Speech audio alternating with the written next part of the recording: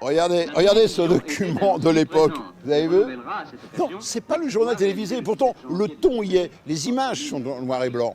En fait, c'est un magazine du rail. Autrement dit, c'est la SNCF, à l'aide de son service central cinématographique, qui s'était adjoint les services de très grands professionnels du cinéma et de grands réalisateurs, réalisait en quelque sorte son propre journal interne, mais filmé en noir et blanc. Qui le regardait? Eh bien, qui le regardait d'abord? Les cheminots. Mais comment?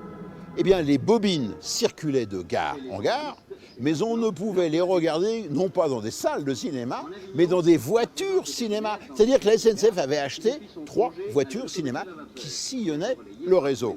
Ces films avaient un double but.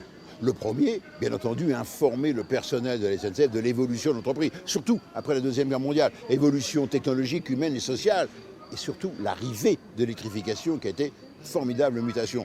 Et deuxièmement, c'était des films destinés également à la formation et à la sécurité du personnel. Et comment les regarder?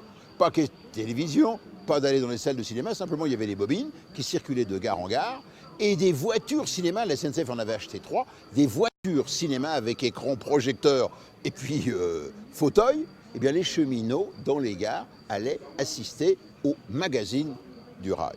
Donc, durant près de 20 ans, la SNCF a produit son magazine du rail. Et ce que nous vous proposons dans ce DVD, eh bien, c'est de reparcourir à travers l'image en noir et blanc 20 années d'évolution de SNCF. C'est un peu notre séquence rétro. Un dernier point. Vous doutez bien que cette série de DVD à laquelle vous êtes très attachés et on vous en remercie, elle a pu voir le jour qu'à 2 conditions. La première, c'est le soutien, la participation de la SNCF, de Guillaume Pépi et Louis Gallois avant, et puis du directeur de la collection du service de presse, Philippe Merville. Mais la deuxième, c'est à l'aide des archives, des documents comme celui-ci, du service central cinématographique SNCF, devenu par la suite SAV, Centre audiovisuel, et qui, hélas, a disparu. Donc, un DVD exceptionnel, c'est le magazine du rail, autrement dit la SNCF et le cinéma. Un film et 4 bonus. Le film, c'est 20 années, un résumé qu'a fait Olivier Vallerand de 20 années de documents du magazine du rail. 4 bonus. Le premier bonus, Travelling, autrement dit, un reportage sur l'organisation et la réalisation des prises de vue aériennes d'une locomotive en marche. Eh oui, il fallait le faire. Et à l'époque, c'était les magistrales et magnifiques CC 40100. Deuxième bonus, le cinéma au service de la technique. Et oui, c'était un outil d'information, mais également un outil au service de la technique. On l'a vu au moment du record du monde du TGV, mais on l'a utilisé notamment pour mettre en valeur, contrôler, visualiser un certain nombre de problèmes techniques. Notamment, il y avait le comportement du matériel en voie, il y avait également au moment des tamponnements avec de nouveaux wagons, l'amarrage de remorques, rail-route. Troisième bonus, l'électrification sud-est, un historique des premiers travaux d'électrification du Paris-Lyon après-guerre. Et savez-vous que pour électrifier l'artère Paris-Lyon, il fallait de l'électricité? Eh bien pour cela, on n'a pas hésité à lui adjuger et à lui construire un barrage qui est toujours, et qui est magnifique, qui existe toujours, c'est Génissia. Enfin, un homme, un métier, des extraits d'un magazine, de plusieurs magazines du rail, c'est la sécurité avant tout, qui vous montre que le cinéma était au service de la formation du personnel et de la sécurité. Ça vous fera peut-être sourire, ça peut être un côté désuet, mais c'était tout de même capital.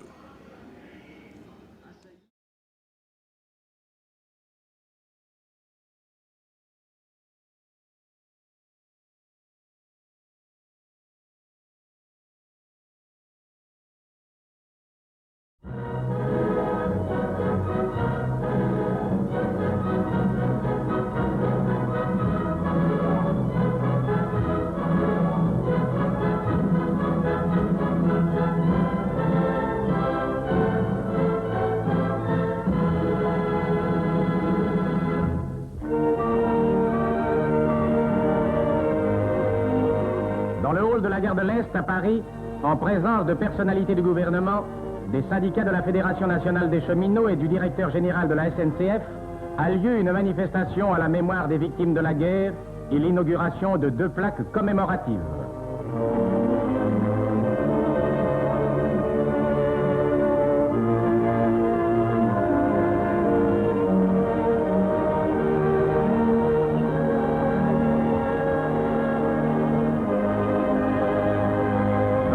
présidence recueillit la première plaque voilée de tricolore et découverte. Elle rappelle le départ forcé des martyrs de la déportation allemande.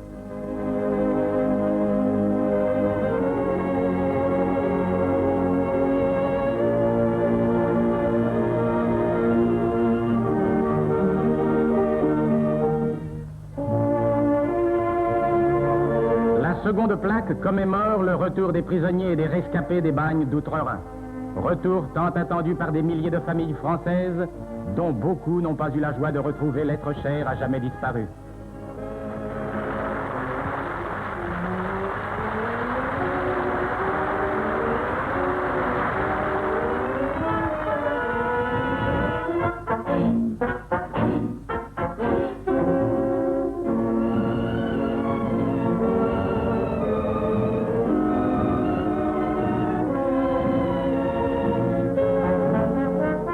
Tous les orateurs qui se succèdent stigmatisent les crimes allemands et évoquent en termes émouvants les sacrifices librement consentis par tous ceux qui voulurent aider à sauver la France. Après M. Tournemène, c'est M. Jules Mock qui prend la parole.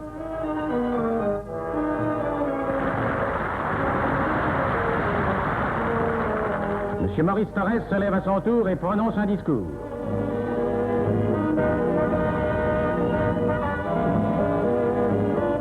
Puis M. Laurent Casanova.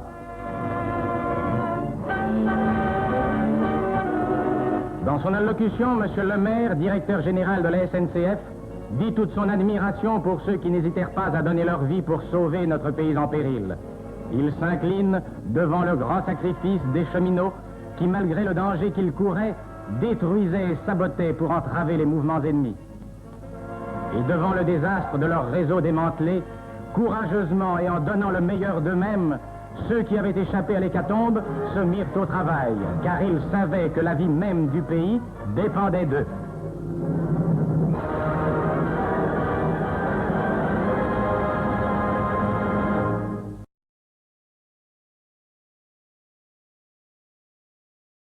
Les États-Unis ont livré à la Société des chemins de fer marocains des locomotives diesel afin de rééquiper le réseau. 2 cargos américains ont transporté ces machines jusqu'à Casablanca, où elles sont débarquées avec l'aide d'un matériel portuaire spécialement requis à cet effet. Démontées pour rendre leur transport plus pratique, le remontage s'effectue sur le quai même de débarquement.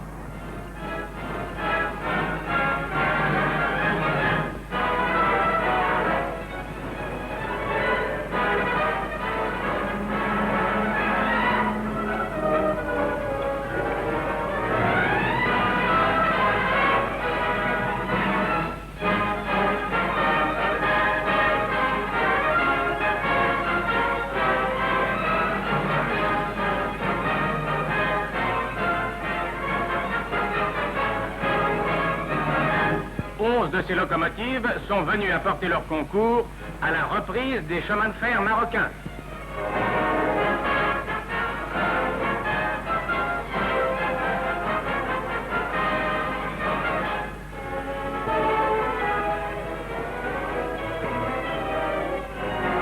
Dans le port de Brest, un transport maritime contenant des éléments de wagon arrive à quai.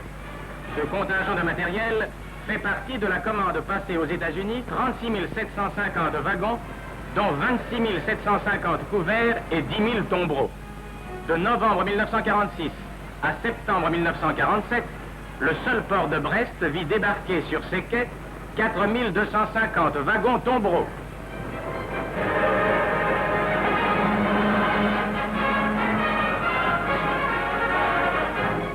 À Marseille, sur les quais bien connus de la Joliette, sont entreposées les pièces détachées de wagons couverts attendant d'être dirigées vers les ateliers de montage. C'est ainsi que 14 510 wagons sont arrivés en 11 mois dans ce port et montés à la cadence hebdomadaire de 450 unités.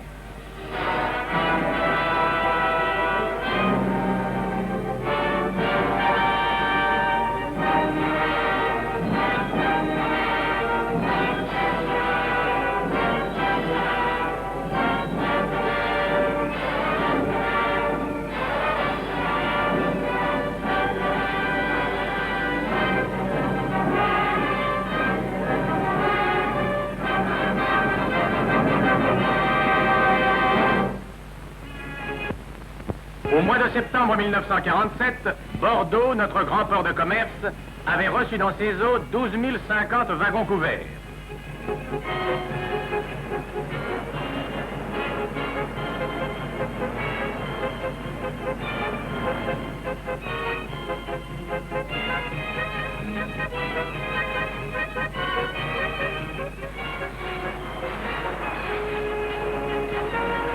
Dans de grands ateliers, des chaînes de montage étaient installées.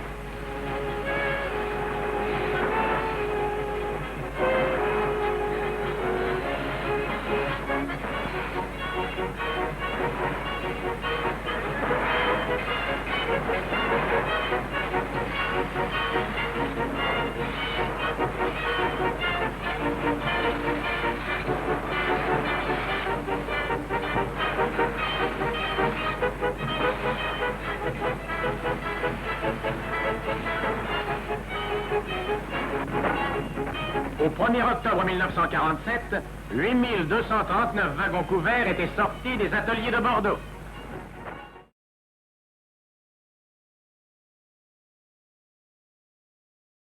Électrification Paris-Lyon. Adieu vapeur, pression, foyer, cylindre, termes déjà périmés, comme on oublie vite. Alors ne nous laissons pas attendrir, regardons devant nous. Parlons maintenant caténaire, volt, ampère, résistance, tension, autant de noms derrière lesquels se dissimule l'énigmatique électricité avec son invisible force tranquille qui donne la vie aux organes de nos puissantes machines électriques modernes.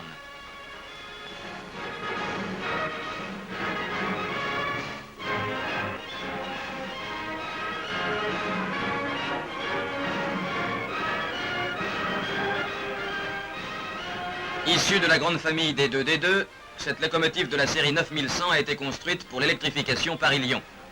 Avec ses 4 moteurs utilisant une tension de 1500 volts, sa puissance en régime continu est de 4900 chevaux et de 5400 en régime uni-horaire.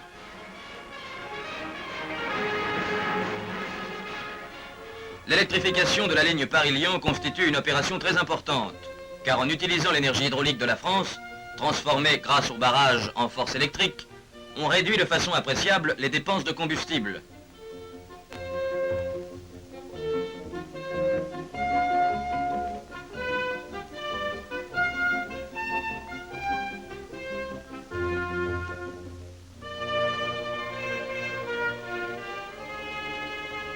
Avec les 2D2 9100, la circulation y gagne en outre régularité et souplesse et permet au chemin de fer d'obtenir avec sécurité, confort et exactitude une vitesse sensiblement accrue sur le trafic de la grande ligne Paris-Marseille qui est toujours intense et particulièrement chargée à certaines périodes de l'année.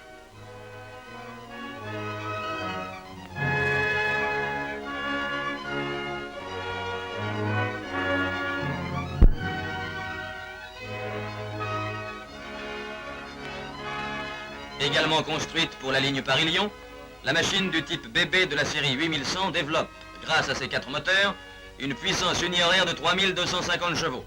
Elle est principalement affectée au service des trains express de marchandises et de messagerie.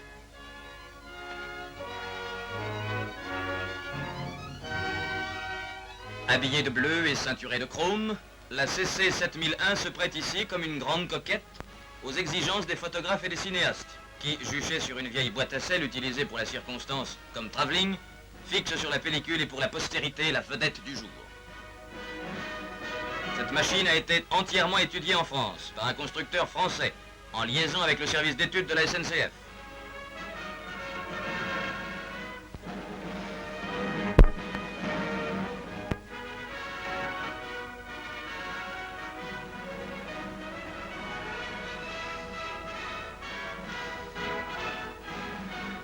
Présentant des dispositions nouvelles, ces 2 bogies ayant chacun 3 essieux moteurs lui assurent une grande stabilité de ligne, tout en évitant au maximum les pertes d'adhérence, les 102 tonnes de son poids total étant également réparties sur les 6 essieux. Cette locomotive électrique est une machine bonne à tout faire, marchandises ou voyageurs. Sa puissance continue de 4480 chevaux et sa puissance uni-horaire de 5450 chevaux lui a permis de réaliser la liaison Paris-Bordeaux avec un train rapide léger dans le temps de 4h26, à la vitesse moyenne de 130 km/h, pour une distance de 579 km, sans arrêt mais avec d'importants ralentissements normaux. Cette performance en fait la machine la plus rapide d'Europe et probablement du monde entier.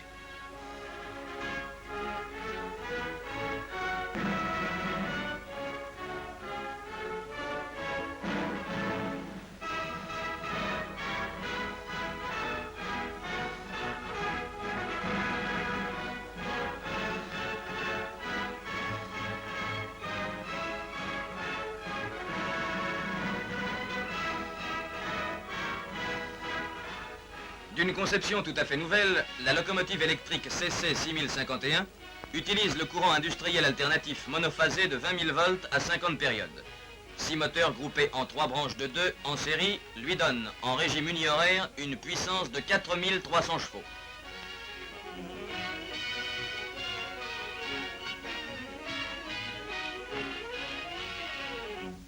Au cours des essais de cette nouvelle formule d'électrification, dont la SNCF s'est fait la propagandiste, on a déjà pu apprécier les débuts de gros avantages économiques futurs. Munie d'un groupe convertisseur de 430 kW, cette machine peut circuler à puissance réduite dans les gares équipées de caténaires à courant continu de 1500 volts. Il n'y a pas de doute que l'électrification appliquée à la traction ferroviaire réserve dans l'avenir d'heureuses surprises.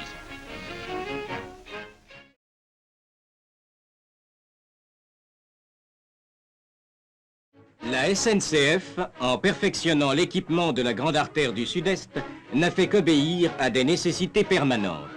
Elle a dû faire face au développement continu d'un important trafic de voyageurs et d'un trafic de marchandises de nature extrêmement variée, peu compatible avec la régularité des circulations qui est indispensable à la mise en marche des trains rapides.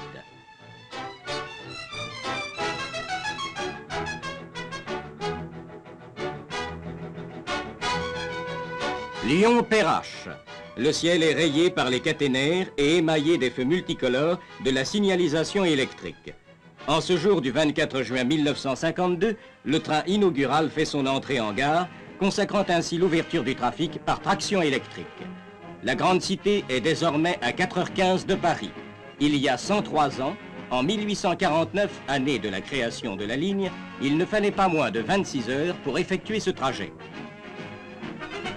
Les personnalités accompagnant le train sont reçues à l'hôtel de ville par M. Herriot, président de l'Assemblée nationale et maire de Lyon, qui, en des termes chaleureux, tint à féliciter les artisans de cette grandiose réalisation.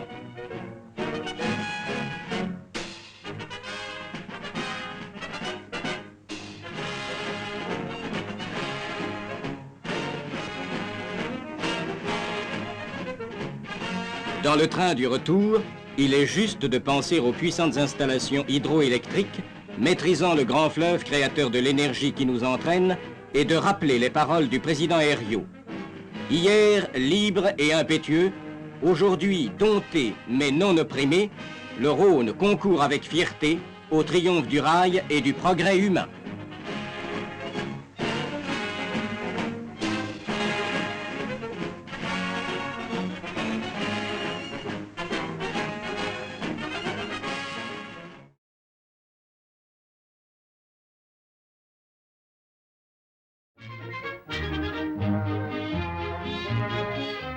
Les études qui se sont poursuivies depuis une dizaine d'années dans divers pays en vue de l'application de l'adhérence totale aux locomotives électriques à grande vitesse ont abouti en France en premier lieu à la réalisation des CC 7000, prototype des CC 7100, qui assurent avec toute satisfaction le service des trains rapides sur Paris-Lyon, concurremment avec les locomotives 2D2 9100. Mais malgré les excellents résultats donnés par ces machines et les économies qu'elles procurent, la SNCF a poursuivi ses études avec les grands constructeurs en vue de réaliser des locomotives à grande vitesse encore plus légères, donc plus économiques.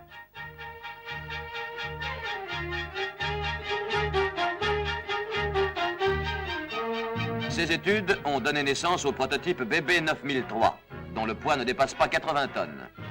Une telle réalisation a posé des problèmes très ardus, aussi bien au point de vue de la stabilité à grande vitesse, qu'en raison de la nécessité de loger une puissance importante dans les limites de poids et d'encombrement forcément très réduites. Contacteurs, résistance de démarrage, relais de protection et disjoncteurs sont groupés dans un bloc central. Ventilateurs et compresseurs occupent le reste de l'intérieur de cette machine, dont l'aspect clair et bien dégagé facilite l'entretien de toute l'installation vitale.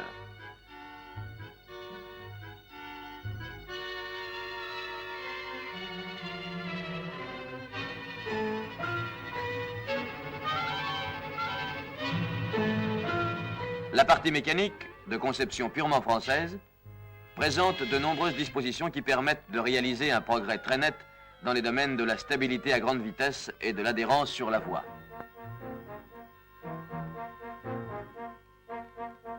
Les moteurs de traction, qui prennent place sur les bogies, entraînent les essieux par une transmission genre cardan, avec articulation à cyle en bloc. Malgré leur puissance respective supérieure à 1000 chevaux, chacun d'eux ne pèse que 4 tonnes, surclassant ainsi tous les moteurs existants. L'originalité de cette locomotive, très étudiée quant à la stabilité dans la vitesse, se signale par la concentration de toutes les masses importantes. Moteur suspendu au milieu des bogies, appareillage électrique groupé en bloc au milieu de la caisse, construction ramassée des bogies. De plus, il faut noter que les dispositifs intervenant dans la stabilité sont indéréglables.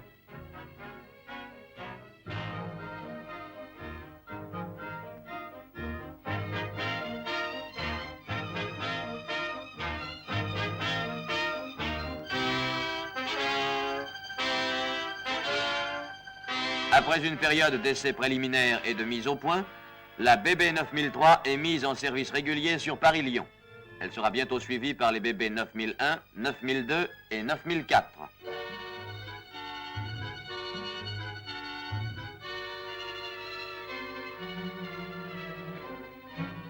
De sa cabine spacieuse à la parfaite visibilité, le conducteur électricien est maître des 4800 chevaux que peut développer en puissance unihoraire, sous 1500 volts, cette machine qui peut atteindre facilement la vitesse de 160 km à l'heure.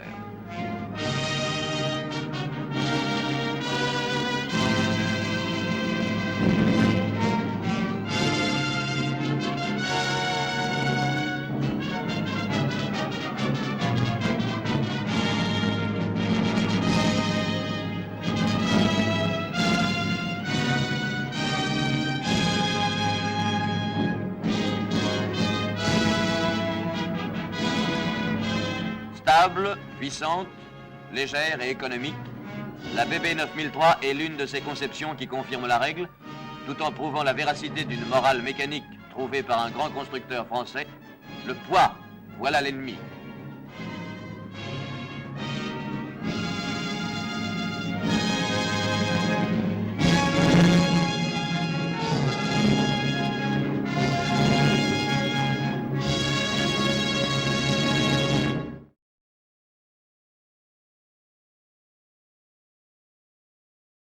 Tous les chemins mènent à Rome. Mais si la question des tunnels routiers transalpins est désormais posée, il n'est plus possible d'attendre leur réalisation et de laisser la France et l'Italie privées de toute relation routière directe interdite pendant 6 mois de l'année par la fermeture du col du Mont-Cenis. Et donc, afin de faciliter ces relations d'un caractère vraiment international, la SNCF et les chemins de fer italiens ont décidé d'utiliser rationnellement, hiver comme été, la galerie ferroviaire du Mont-Cenis pour le transport rapide et économique par train-navette des véhicules automobiles sur wagons spéciaux entre Modane et Bardonnèche et vice-versa. À cet effet, à Modane, la route internationale Paris-Rome est reliée directement au quai réservé à l'embarquement.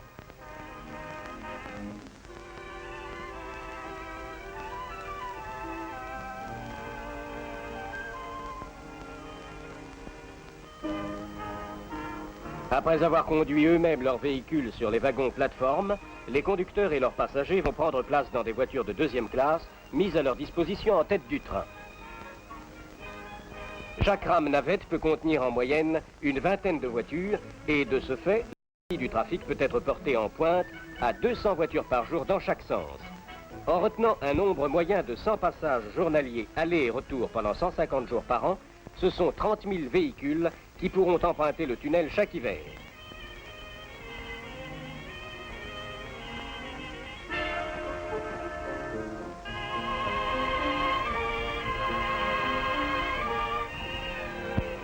« 25 minutes suffisent pour effectuer le trajet, car hiver comme été, la ligne droite n'est-elle pas toujours la plus courte pour se rendre d'un point à un autre.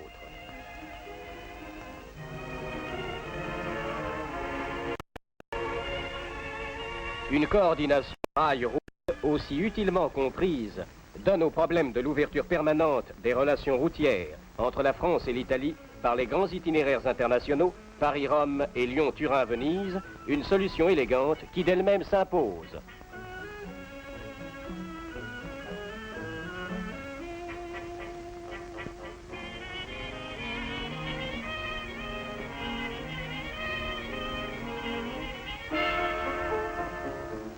Dans le même ordre d'idées et à l'occasion du Salon de l'Automobile de Genève, les chemins de fer suisses et la SNCF ont exposé dans la grande cité helvète des wagons équipés pour le transport des véhicules routiers.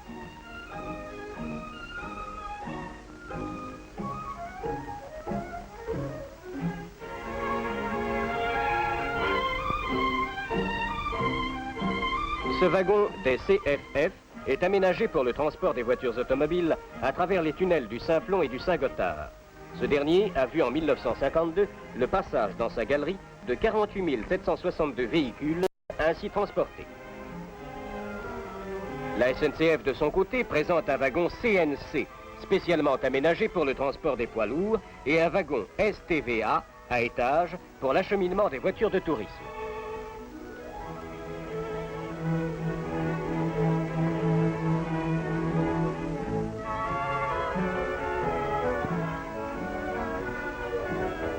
À l'issue de l'exposition, le matériel présenté est transporté vers la gare de marchandises sur des remorques routières porte-wagons tirées par de puissants tracteurs.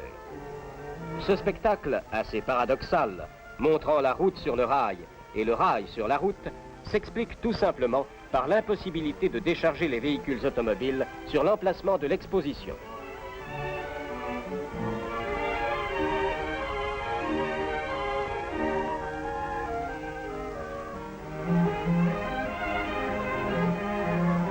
Assez étonnant, ces convois ne prouvent-ils pas, une fois de plus, que le rail et la route sont faits pour s'entendre.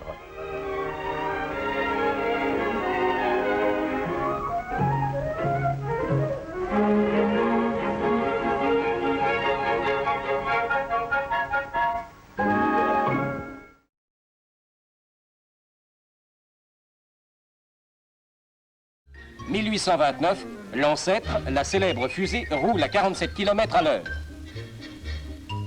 1846, en Grande-Bretagne, on atteint le 120. 1890, la France s'attribue le record avec 144 km à l'heure. 1893, les États-Unis le reprennent à 160 km à l'heure. 1935, dans une compétition serrée, la France, l'Angleterre, les États-Unis et l'Allemagne atteignent des vitesses variant de 175 à 190 km/h. 1938, l'Angleterre reprend la suprématie avec 202 km à l'heure. Mais déjà en 1903, en Allemagne, deux automotrices électriques spéciales avaient atteint respectivement 206 et 210 km/h sur une voie d'essai. En 1939, une rame électrique italienne roule à la vitesse de 203 km/h. Puis, en 1954, c'est la France qui, avec la CC 7121, remporte le ruban bleu avec 243 km/h. Enfin, battant de loin tous les records précédents, deux locomotives françaises roulent à plus de 330 km à l'heure. Cela s'est passé les 28 et 29 mars 1955, date désormais mémorable dans l'histoire du rail.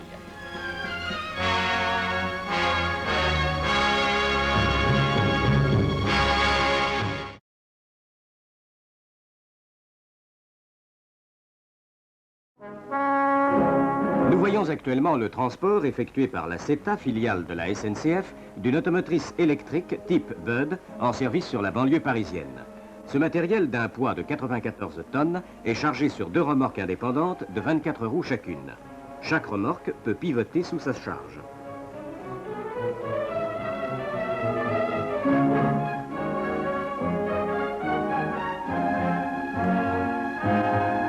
La remorque arrière comporte un dispositif de commande à moteur de la direction qui permet de prendre les virages les plus délicats malgré la grande longueur du convoi.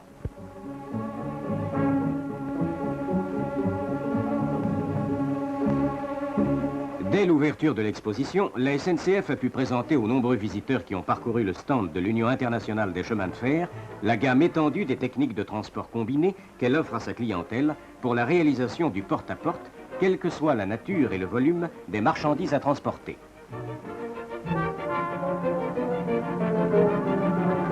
Mais les démonstrations vont commencer.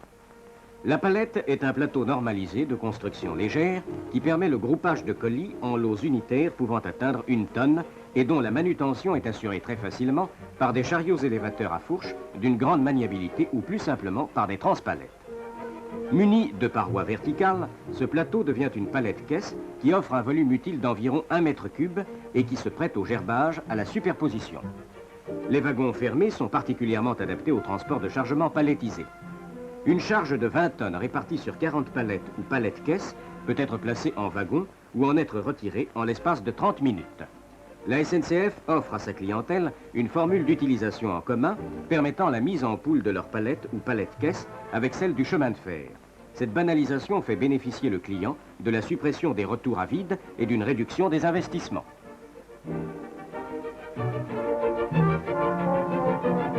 Pour les entreprises expéditrices ou destinataires non raccordées au chemin de fer, les charges palettisées doivent être camionnées par route entre la gare et le siège d'exploitation du client. Pour faciliter ce transport et notamment charger les lots palettisés sur le véhicule routier et les décharger, le chemin de fer utilise le dispositif SNCF Cazenave. La palette est amenée à l'aide d'un transpalette spécial près de la semi-remorque. Elle est alors accrochée au palonnier d'une grue à colle de cygne fixée à l'arrière du véhicule. Par la manœuvre d'un treuil à main, la palette est hissée et posée sur la plateforme de la semi-remorque.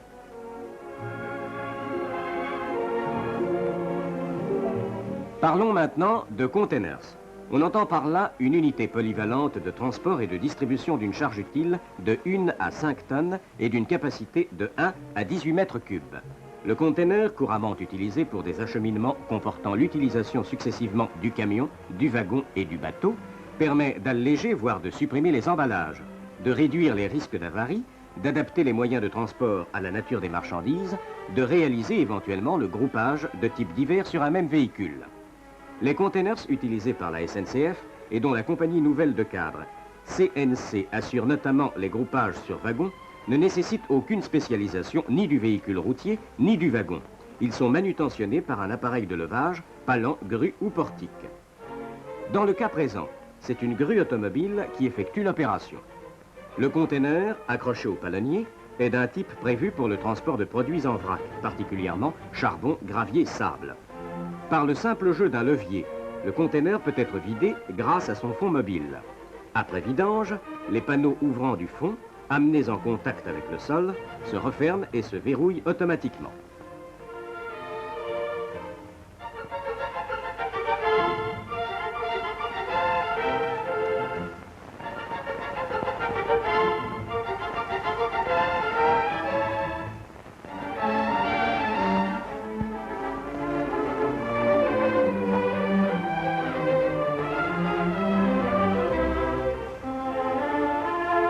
Les usagers ont à leur disposition de nombreux types de containers tenant compte de leurs besoins.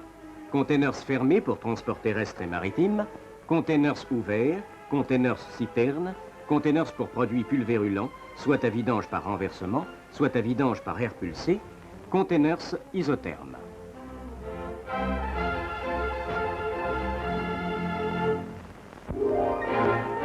Certaines marchandises encombrantes ou lourdes, telles que tôles, bobines de papier, tubes, etc., et qui sont, comme les containers de la SNCF, manutentionnés par engin de levage, exigent un transport à l'abri des intempéries. Le wagon à toit coulissant MacGregor de la SNCF présente les mêmes avantages qu'un wagon fermé, en ce qui concerne la protection du contenu contre l'humidité, tout en permettant exactement, comme un wagon tombereau, le chargement et le déchargement par la partie supérieure.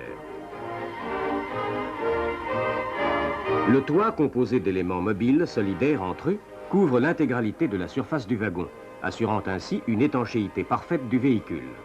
Les manœuvres de fermeture et de verrouillage sont commandées du sol. Inversement, ils permettent à l'ouverture d'utiliser simultanément la totalité de la surface du wagon.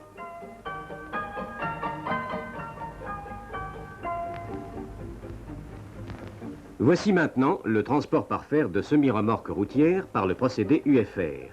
Le chargement de celle-ci s'effectue par refoulement sur une rampe fixe suivie d'un wagonnet chargeur qui guide et centre la semi-remorque sur un wagon plat ordinaire équipé de 2 rails latéraux. Ces semi-remorques sont adaptées au gabarit ferroviaire. Le wagon est muni de cales dotées d'un type de serrage rapide et présentant un profil étudié pour amortir les chocs survenant éventuellement en cours de transport.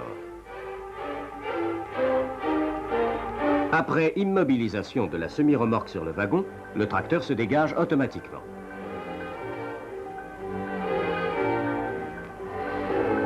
Il existe une gamme étendue de semi-remorques UFR dont la charge utile varie entre 6 tonnes et 20 tonnes. Fourgons ordinaires, fourgons isothermes, tombereaux bâchés, citernes de 80 et 200 hectolitres, etc.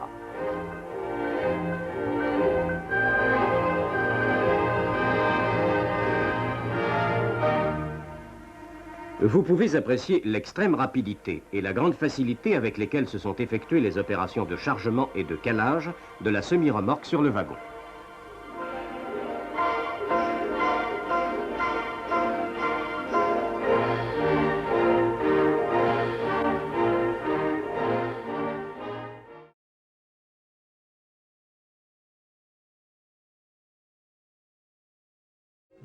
Cette audacieuse construction, ce dôme immense côtelé comme une coquille Saint-Jacques, c'est le nouveau palais du Centre national des industries et techniques, édifié dans la proche banlieue parisienne, exactement au rond-point de la Défense à Puteaux. La ligne de chemin de fer de Paris-Saint-Lazare à Versailles passe à proximité immédiate du nouvel édifice.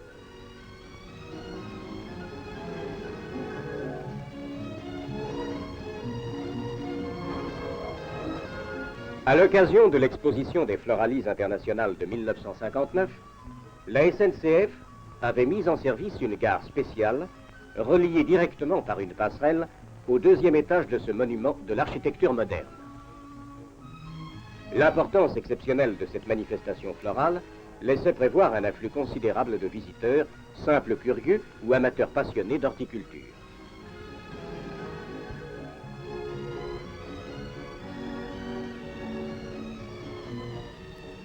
24 avril, jour de l'inauguration. Tout autour du palais flottent les pavillons des nations participantes. Dès le lendemain, la nouvelle gare de la Défense est ouverte au public. Elle est desservie les samedis, dimanches et jours de fête par les trains du service régulier et par des trains spéciaux. Pendant les périodes de pointe, une moyenne de 10 trains à l'heure s'y arrête pour chaque sens de circulation.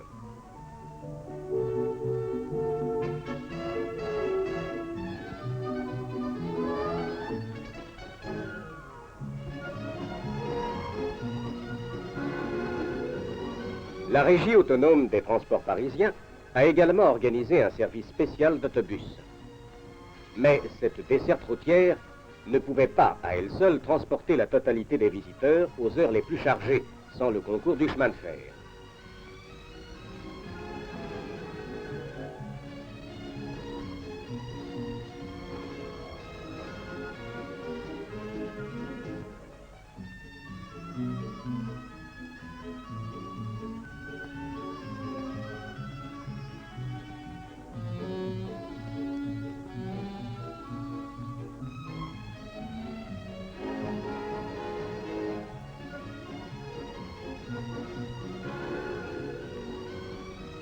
La gare Saint-Lazare connaît la même animation qu'au jour de grands matchs au stade de Colombes.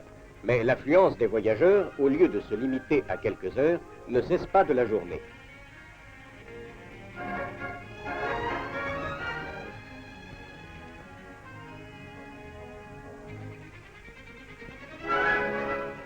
En 5 jours, plus de 200 000 voyageurs ont utilisé le chemin de fer pour se rendre aux Floralies. La petite gare a été desservie dans les deux sens par 634 trains réguliers et 44 trains spéciaux. Ces chiffres et les images qui les accompagnent montrent que le chemin de fer a contribué pour une large part au succès de cette magnifique manifestation florale.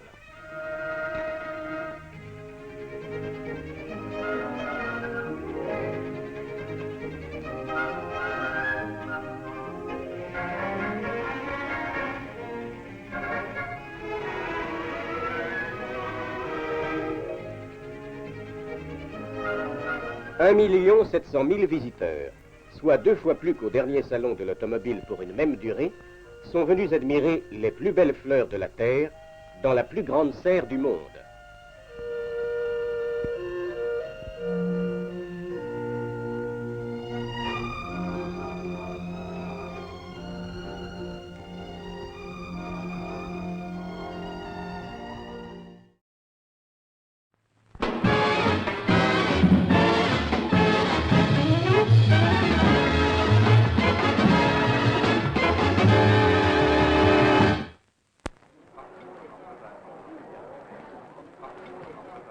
Son Excellence l'ambassadeur d'Autriche à Paris, Monsieur le général Bétoir, Monsieur Guibert, directeur général de la SNCF, sont les invités d'honneur de Walter Sand, cheminot autrichien, lauréat du prix Theodor Korner. Photographie, pastel et poésie, trois styles au service d'un grand talent. La musique elle-même participe à cette création en fournissant à Walter Sand le thème majeur de son exposition Photo Pastel, la 5e symphonie.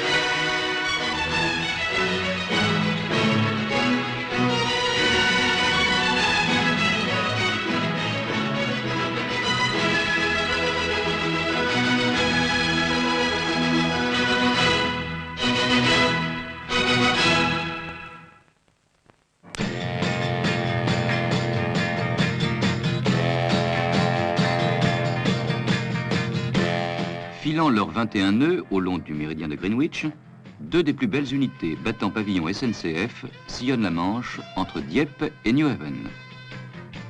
Un car ferry, c'est à la fois un salon pour 1200 passagers et un parking géant. L'officier d'état civil de la marine marchande n'est pas formaliste. Il ne consulte pas le calendrier à chaque baptême.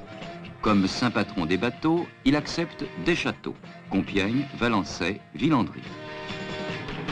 Né à Chantenay de la collaboration des chantiers du Bijon et des chantiers de Nantes, le Chantilly enrichit d'un nouveau blason les pages de cet armorial flottant.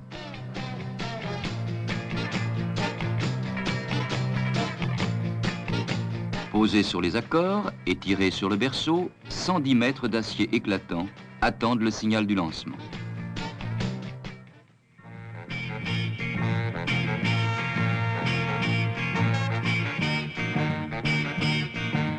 Sur la Brune, les invités s'assemblent, bâtisseurs, chroniqueurs et notabilités.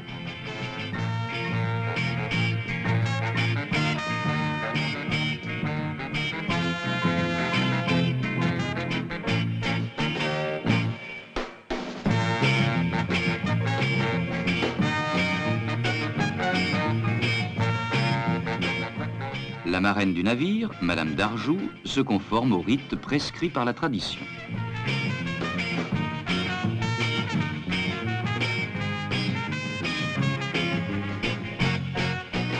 Fille de Zeus et mère d'Orphée, la muse Calliope eût pu présider à la destinée du Chantilly, 9e des cars ferry de la flotte transmanche des chemins de fer français et britanniques. Mais déjà le Chantilly n'est plus le Benjamin. Le rapide développement des transports par grands containers a conduit la SNCF à compléter son armement par la mise en service d'un navire spécialement aménagé pour ce nouveau type de trafic. Le Transcontainer 1, œuvre des chantiers de construction navale et industrielle de la Méditerranée.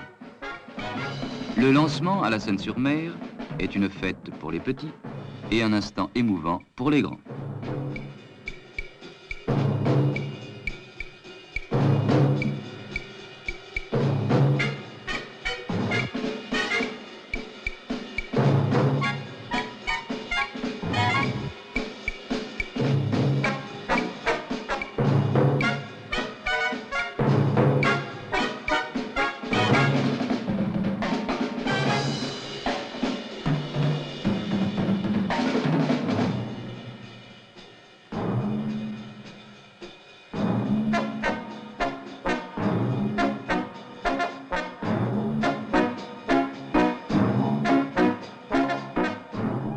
la marraine, Madame Legrand, ouvre à Transcontainer Ier les portes de son destin.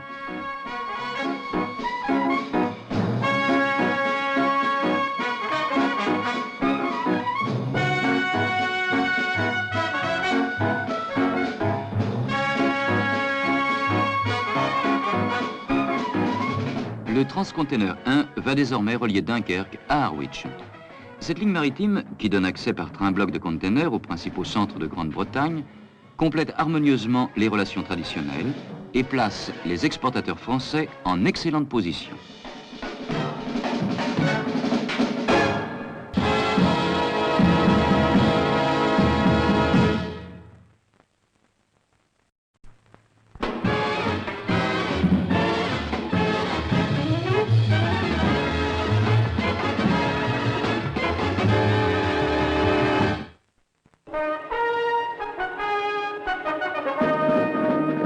Les prises de vue cinématographiques en travelling d'un train en marche ont toujours été d'un effet très spectaculaire, qu'elles soient du sol ou aériennes.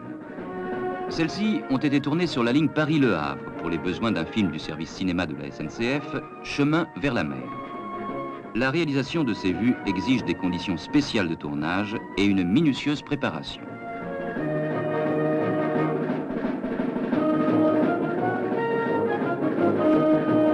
D'abord, le choix du terrain. Il fallait pour mener à bien l'opération une bonne route longeant la voie sur une section d'au moins 5 km et permettant à la voiture travelling de suivre le train roulant à 150 km à l'heure. D'autre part, pour autoriser les vues aériennes à très basse altitude, une plage exempte d'obstacles au sol était nécessaire. Le plan d'eau d'un bras de la Seine épousant le tracé de la voie a offert cette possibilité. La gendarmerie fut mise à contribution. 4 motards et 2 voitures radio vont assurer sur la route la liberté d'action de la voiture de prise de vue.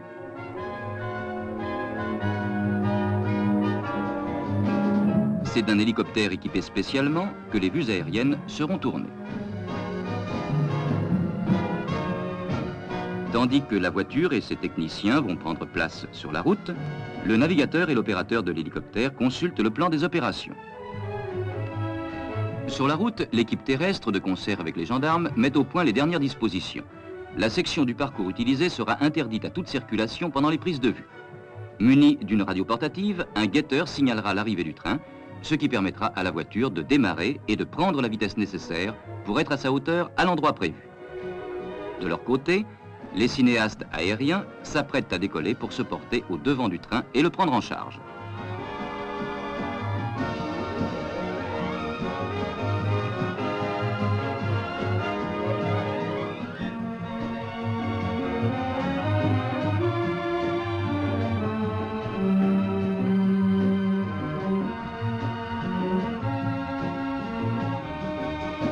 Le train a été signalé par le guetteur.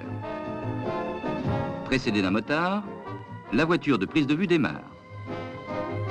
Et l'hélicoptère va le prendre en chasse. Toutes les prévisions s'avèrent excellentes. Les caméras tournent.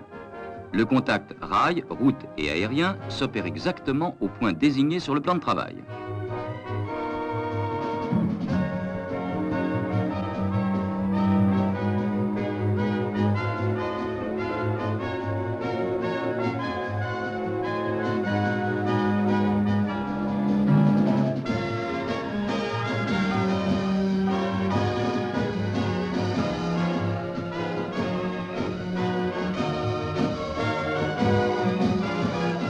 La voiture travelling, qui roule à plus de 150 km à l'heure, reste constamment en liaison radio avec les postes fixes.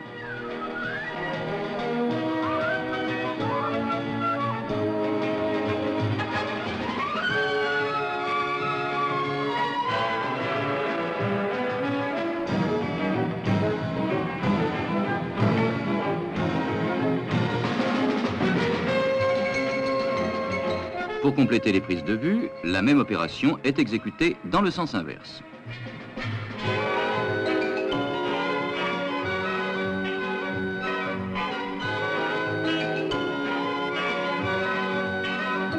La marche du retour observe les mêmes disciplines. Mais elle va surtout permettre au pilote de l'hélicoptère de voler sans danger à quelques mètres au-dessus des eaux de la Seine et d'évoluer avec souplesse aux côtés de la locomotive.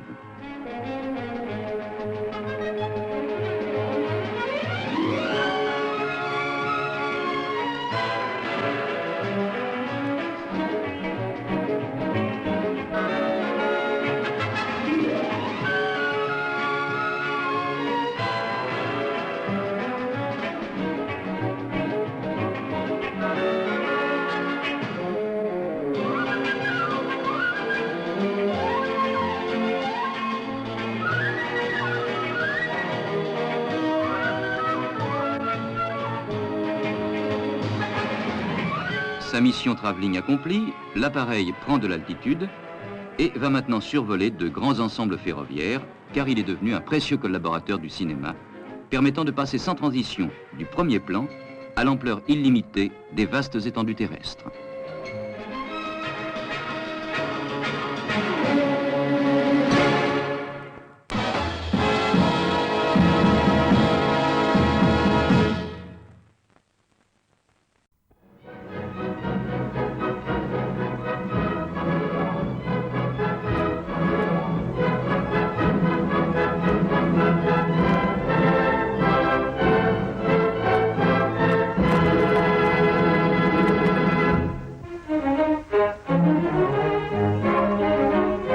Des essais de résistance au tamponnement sur un nouveau type de wagon-citerne ont été effectués à la demande de plusieurs sociétés pétrolières. Les mesures de contrainte portaient sur 12 points où avaient été scellés 9 extensiomètres et 3 rosettes, permettant de suivre principalement les réactions du liquide sur la citerne à l'instant du choc, l'attache de la citerne sur son berceau et le mode d'action de la bretelle de fixation.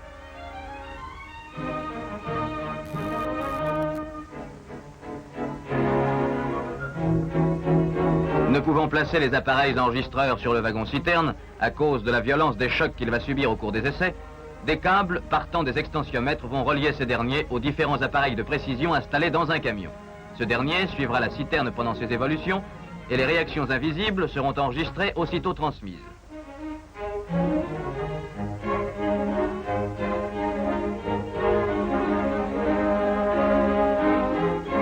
Le cinéma au ralenti permettra aussi de mieux analyser le choc, comme nous le verrons plus loin. Dans le cas présent, l'essai réside dans le mode de fixation de la tonne sur le châssis. Une fixation réalisée par soudure sur un berceau central de longueur réduite et complétée aux extrémités par 2 bretelles constituera une sécurité pour s'opposer au basculement possible de la citerne sous l'effet des réactions du liquide. Lancée à 18 km à l'heure, la citerne pleine va entrer en contact avec une rame de vieux matériel faisant office de heurtoir.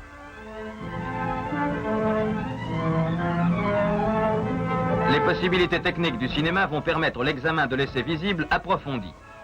Le ralenti d'abord, 240 images à la seconde.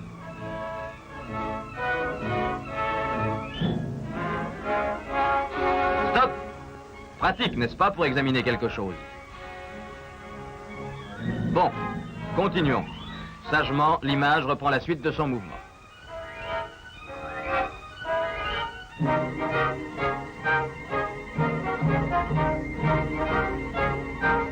Lancée une seconde fois, la citerne roule de nouveau vers le heurtoir improvisé, mais cette fois, un quart de son contenu a été vidangé. Le ralenti nous révèle encore les mystères d'un choc. Ce n'est pas suffisant. Prenons donc une image afin de l'examiner tout à loisir. Chaque image du film peut ainsi être agrandie photographiquement et soumise à l'attention d'un observateur.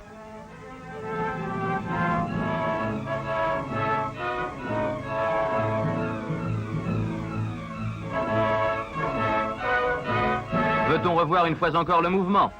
Rien de plus facile. Allez en arrière, s'il vous plaît, et recommençons l'essai, cinématographiquement parlant, bien entendu. Les 20 tamponnements successifs enregistrés par les oscillographes et la caméra ont permis d'observer les contraintes et les déformations du wagon. Ainsi peut être suivie l'augmentation de ses grandeurs en fonction de la vitesse ou d'autres paramètres. L'arrimage des remorques rail-route a toujours été pour la SNCF une source de suggestion.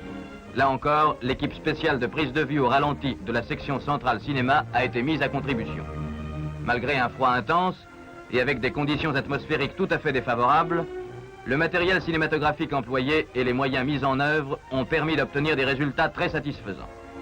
Il s'agissait ici d'enregistrer au ralenti, à l'aide de 2 caméras à grande vitesse, le comportement dans les chocs des cales spéciales servant à l'arrimage des remorques rail-route sur les wagons porteurs. Cette série d'essais de tamponnement, effectués à des vitesses variant entre 5 et 17 km à l'heure, dont le film a permis de vérifier l'exactitude des résultats d'études, portait sur le nouveau profil et le mode de fixation des remorques. Le résultat des observations relevées a déjà assuré d'importantes économies sur les dépenses d'entretien et de renouvellement de ces agrès.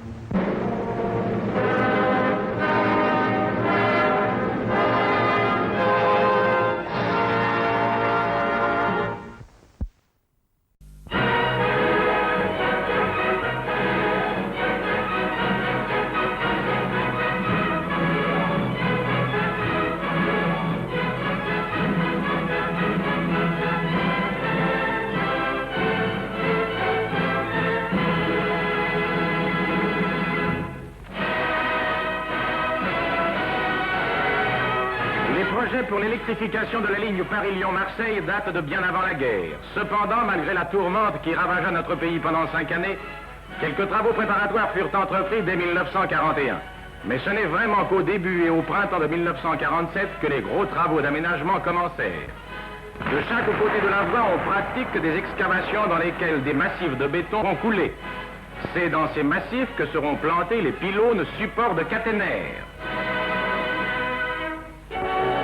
Véritable usine roulante, le train bétonneur laisse couler le béton des flancs de ses wagons.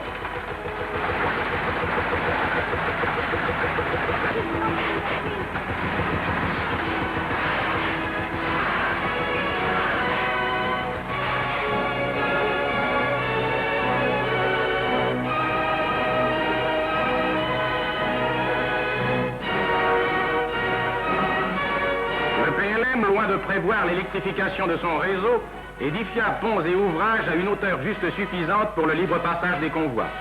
C'est ce qui explique les importants travaux entrepris, car la traction électrique nécessite la surélévation de ces ouvrages pour l'installation des fils de traction. Dans certains cas, notamment sous les tunnels, il n'est pas question de surélever la voûte. On doit procéder à l'abaissement de la voie, puis à l'étanchement des parois afin d'éviter tout suintement qui pourrait jeter la perturbation dans les fils caténaires. Des puisards sont construits pour faciliter l'écoulement des eaux et des niches sont creusées pour permettre l'installation de postes à signaux.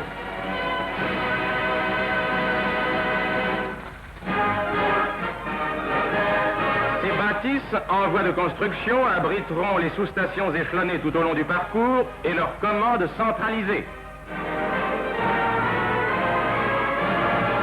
Les nappes télégraphiques et téléphoniques sont remplacées par ces câbles souterrains. Un train spécialement aménagé pose ces câbles dont chacun peut comporter jusqu'à 182 circuits.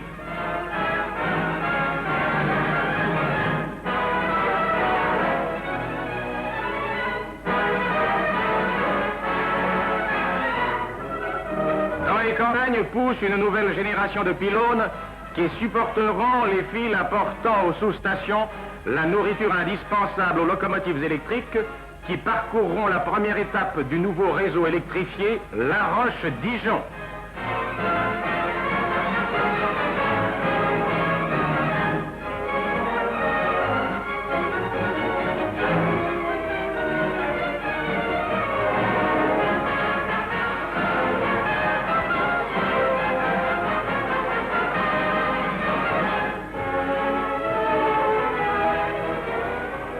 Génissia, vallée sauvage à 7 km en halle de Bellegarde. C'est là que le Rhône, enfant des Alpes et descendant des glaciers, faisait bondir et bouillonner ses eaux vertes. Mais un jour, l'homme est venu, une fois de plus, dompter la nature et la mettre à son service. Et bientôt, le cliquetis des treuils, le halètement des machines et le ronflement des moteurs vinrent troubler les échos.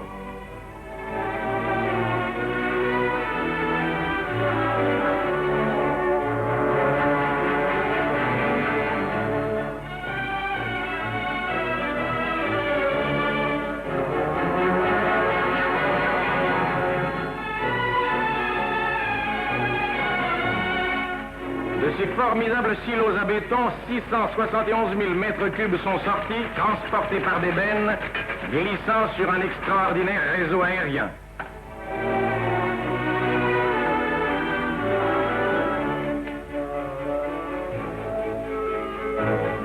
Petit à petit, l'impressionnant mur s'élève, et les quelques milliers d'ouvriers qui contribuent à son édification font figure de fourmis dans cet invraisemblable mélange de béton et de fer.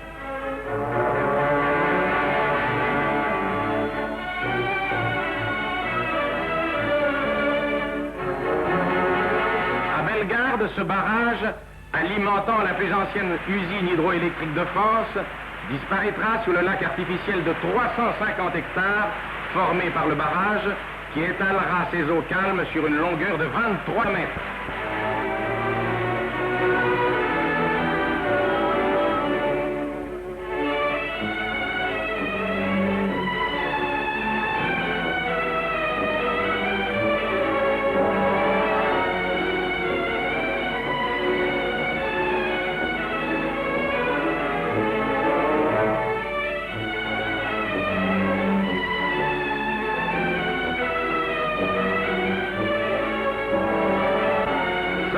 attendre la finition du mur, on installe à Génissia les premiers groupes turbo-alternateurs.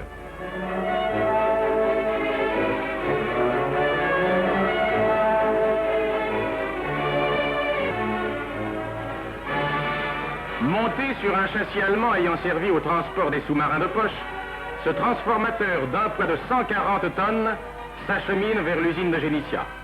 Pour permettre le passage de cet important convoi de 65 mètres de long, pesant 350 tonnes et muni de 116 roues, il a fallu au pont de la Dorche démolir quelques parapets qui, dans la courbe à faible rayon, gênaient sa progression. Le moyen locomobile fut assuré par 2 tracteurs de 280 chevaux chacun, l'un tirant et l'autre retenant à l'arrière, de façon à assurer un parfait synchronisme dans la marche, grâce à l'utilisation d'une liaison microphonique. Sa vitesse fut, selon l'état et le profil de la route empruntée, de 3 à 5 km à l'heure. Et il ne fallut pas moins de 10 jours pour parcourir les quelques 90 km du trajet.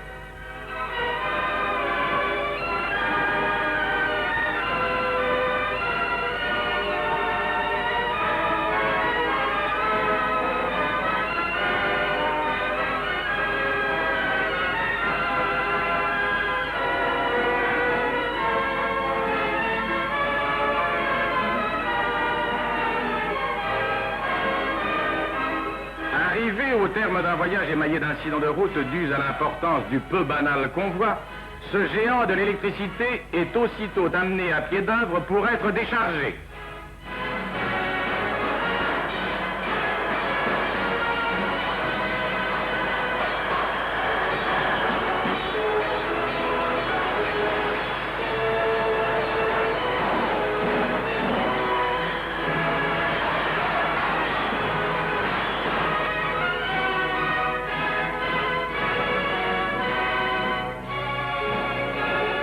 À force de ténacité, de travail et de persévérance, le jour tant attendu est arrivé.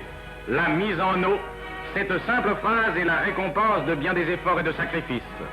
Dans la nuit du 19 au 20 janvier 1948, les eaux du Rhône se ruent à l'assaut de la formidable entrave de 104 mètres de hauteur, coupant la vallée sur 140 mètres de large, épaisse de 100 mètres à la base et de 9 à son sommet.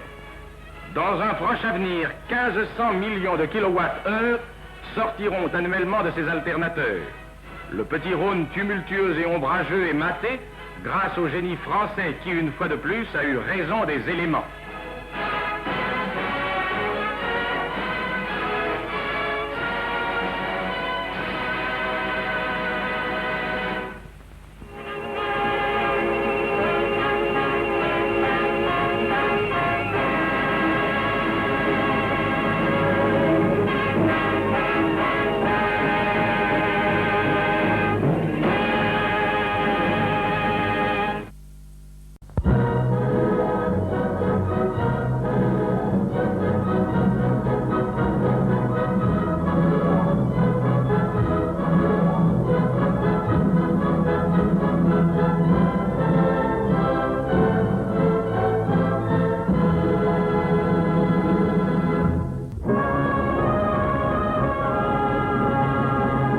Lorsque le train radiologique passe dans le lieu de votre résidence, n'essayez pas de déserter. Le dépistage de la tuberculose à la SNCF est une des principales préoccupations du service médical. Il est de votre devoir d'être sain, aussi bien pour votre famille que pour vos camarades de travail. Il faut que l'on puisse dire, lorsque l'on voit un agent des chemins de fer dans l'exercice de ses fonctions, cet homme est bien portant. N'hésitez pas non plus à faire profiter votre femme et vos enfants de cette organisation que la SNCF met à votre disposition, car n'oubliez pas que dans la plupart des cas, prévoir, c'est guérir.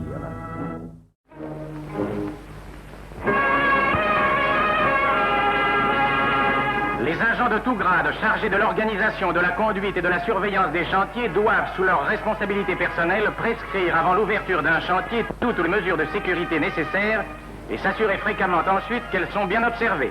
En outre, rappelez-vous qu'en aucun cas, vous ne devez travailler seul sur les voies. Faites-vous protéger par un voie sur laquelle vous êtes occupé. Ne riez pas des consignes qui vous sont imposées et des conseils que l'on vous donne. Leur inobservation peut vous être fatale.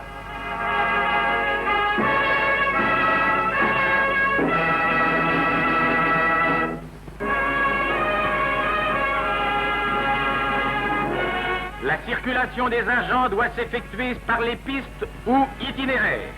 Il est interdit de circuler sans nécessité absolue hors de ces pistes ou itinéraires. N'hésitez pas à faire un détour pour prendre la piste. Votre vie en dépend. Cheminots considèrent les appareils de voie comme des pièges. Enjambe-les pour éviter de te blesser. Assez de sang répandu, veille à ta sécurité. Lorsque vous circulez à bicyclette sur une piste bordant une voie, descendez de machine à l'approche d'un train. Arrêtez-vous et regardez dans le sens d'où vient le convoi.